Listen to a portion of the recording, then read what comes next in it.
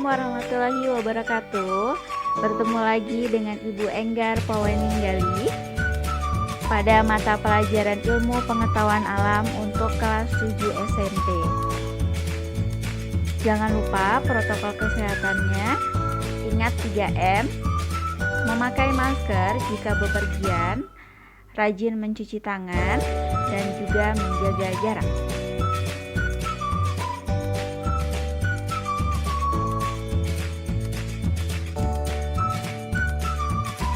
Pada kesempatan kali ini, kita akan membahas materi tentang sifat perubahan benda. Di mana tujuan pembelajaran kali ini untuk mengetahui perbedaan sifat fisika dan sifat kimia suatu benda, kemudian untuk mengetahui perbedaan perubahan fisika dan perubahan kimia suatu benda. Saya ulangi tentang pengertian dari materi. Materi adalah segala sesuatu yang memiliki massa dan menempati ruang. Berdasarkan jumlah dari materi, sifat materi dibagi menjadi dua, yaitu yang pertama sifat ekstensif, di mana sifat zat yang dipengaruhi oleh jumlah materi atau ukuran zat, misalnya semakin besar volumenya. Kemudian sifat intensif adalah sifat yang tidak dipengaruhi oleh jumlah materi atau ukuran zat, misalnya warna pada benda.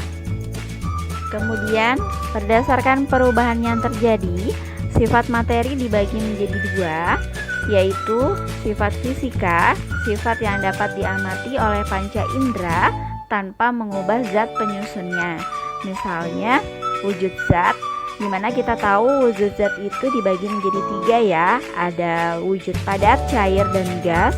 Kemudian warna pada benda yang dapat kita amati secara langsung, dan juga titik didih. Kemudian masih banyak lagi ya contoh-contoh lain dari sifat fisika. Untuk sifat kimia adalah sifat zat yang berkaitan dengan kemampuan zat tersebut untuk bereaksi membentuk zat lain. Contohnya adanya kereaktifan suatu benda, kemudian adanya korosif atau perkaratan pada logam dan lain sebagainya. Dalam kehidupan sehari-hari banyak sekali peristiwa yang berkaitan dengan sifat fisika zat. Adapun sifat fisika zat itu meliputi perubahan wujud zat, pembuatan larutan, dan juga kelarutan. Jadi contohnya perubahan wujud zat mengembun, menguap, dan membeku.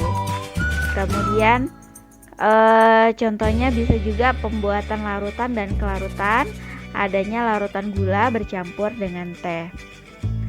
Kemudian untuk sifat kimia zat banyak dimanfaatkan. Contoh pemanfaatan sifat zat kimia zat adalah mencegah besi berkarat, mengawetkan makanan, dan juga memadamkan kebakaran.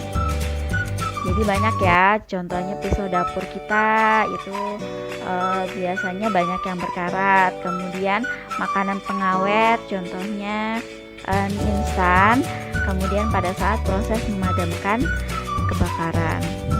Selanjutnya kita akan membahas tentang perubahan fisika dan perubahan kimia, di mana perbedaannya kalau perubahan fisika adalah perubahan yang tidak menghasilkan zat baru. Jadi sebaliknya, kalau perubahan kimia adalah perubahan yang menghasilkan zat baru. Jadi contoh di gambar itu saya tulis wujud zat itu ada tiga, ada padat, cair, dan juga gas. Jadi kalian bisa lihat kalau dari padat ke gas itu berarti namanya adalah menyublim. Kemudian dari gas ke padat namanya adalah mengkristal. Kemudian dari padat ke cair namanya adalah mencair. Dari cair ke padat namanya adalah membeku. Dari cair ke gas namanya adalah menguap. Dan dari gas ke cair namanya adalah mengembun. Tadi perubahan kimia adalah perubahan yang dapat menghasilkan zat baru. Nah, jadi contohnya adalah proses terjadinya fermentasi pada saat pembuatan tempe, kemudian pembakaran pada saat kita membakar lilin, dan lain sebagainya. Bisa dilihat pada gambar ya. Ya, cukup sekian materi dari saya tentang sifat perubahan benda, sifat perubahan fisika dan kimia. Terima kasih yang sudah menyaksikan. Salam sehat buat kalian semua. Sampai bertemu lagi di materi selanjutnya. Wassalamualaikum warahmatullahi wabarakatuh.